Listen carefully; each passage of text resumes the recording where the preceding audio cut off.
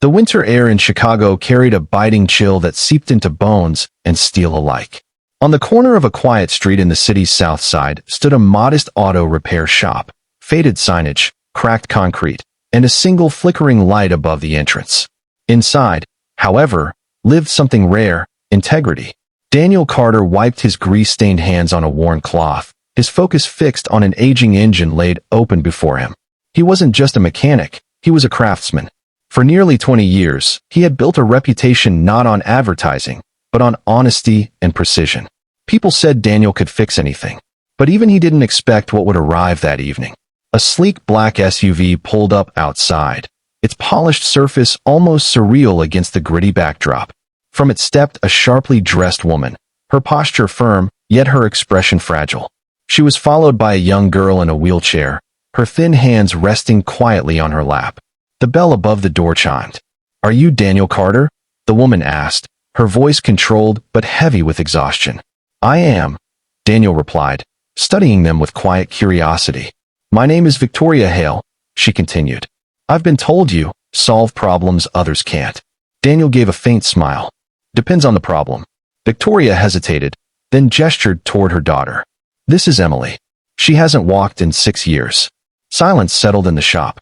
Daniel stepped closer, kneeling slightly to meet Emily's eyes. There was no pity in his gaze, only respect. "What happened?" he asked gently. "A spinal injury," Victoria answered. "We've tried everything. The best surgeons. The most advanced therapies. Nothing worked." Daniel exhaled slowly, glancing at the wheelchair. It was high-end, customized. Clearly no expense had been spared. "And you brought her to a mechanic?" he asked. Victoria's voice cracked for the first time. "I brought her to someone who still believes in fixing things." The words lingered in the air. Over the next few days, Daniel examined the wheelchair, then studied Emily's medical reports. He wasn't a doctor, but he understood mechanics, movement, alignment, pressure, balance. And he began to see something others had overlooked.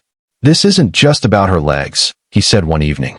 "It's about support, positioning, and muscle memory." Victoria frowned. "Are you saying the doctors were wrong?" "No," Daniel replied calmly. "I'm saying they were looking at it one way. I'm looking at it another." He proposed building a custom support system, not just a mobility aid, but a rehabilitation framework. Something that would gradually retrain Emily's body to bear weight again. It sounded impossible, but for the first time in years, Emily spoke up. "I want to try." That was all Daniel needed. For weeks, the garage transformed into something entirely different.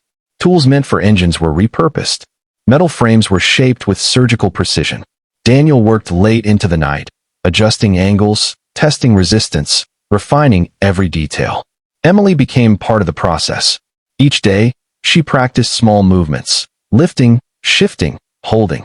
It was painful, frustrating, slow, but Daniel never rushed her. "Strength isn't built in a day," he would say. "It's built in moments you don't give up." Victoria watched it all unfold, her skepticism slowly giving way to something unfamiliar: hope. Then came the day everything changed.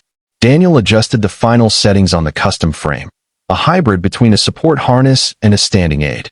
Emily was secured carefully, her body aligned in a way it hadn't been in years. "Okay," Daniel said softly. "We're going to try standing." Victoria held her breath. Emily gripped the handles, her knuckles turning white. For a moment, nothing happened. Then, slowly, her body lifted. It was subtle at first. A shift, a tremble, and then she was standing.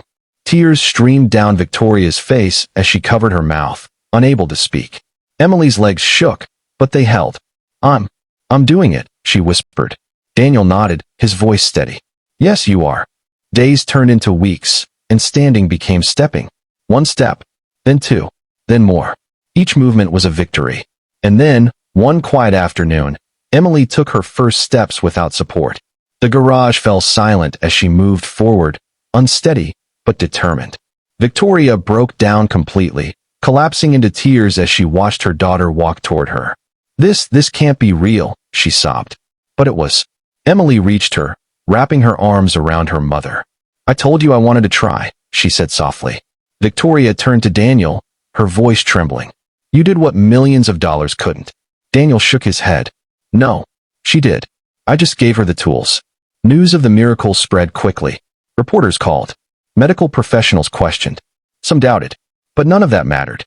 Because in a small Chicago garage, something extraordinary had already happened. Not because of wealth. Not because of credentials.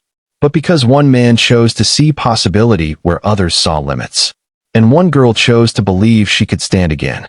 Sometimes, miracles don't come from advanced technology or powerful institutions. Sometimes, they come from grease-stained hands, quiet determination, and a heart that refuses to give up on people. And in those moments, humanity reveals its true strength, not in perfection, but in compassion.